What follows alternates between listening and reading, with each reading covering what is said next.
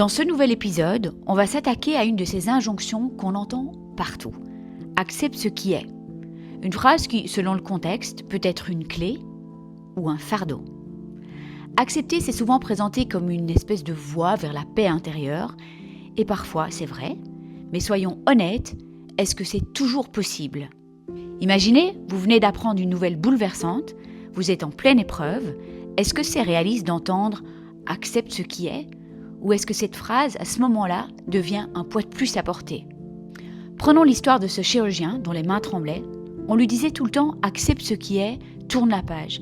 Mais pour lui, c'était une condamnation. Alors il s'est battu jusqu'au bout, refusant de lâcher ce qui donnait du sens à sa vie. Et si on parlait aussi de ceux qui se battent jusqu'au bout, comme Lucie et Lucas, deux jeunes malades qui savaient que leur temps leur était compté.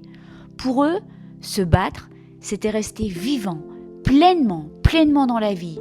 Alors pourquoi imposer l'idée d'accepter quand leur combat était leur force ? Accepter ou résister, ce sont des chemins si personnels. Trouver la paix dans le lâcher-prise ou dans le refus d'abandonner, les deux sont légitimes en fait. Ce qui ne l'est pas, c'est d'imposer une vision unique. Accepter ou résister, une libération ou une prison. Dans cet épisode, on explore pourquoi cette injonction peut peser lourd et comment, au lieu de juger, on peut soutenir parce que chacun doit tracer son chemin à sa manière.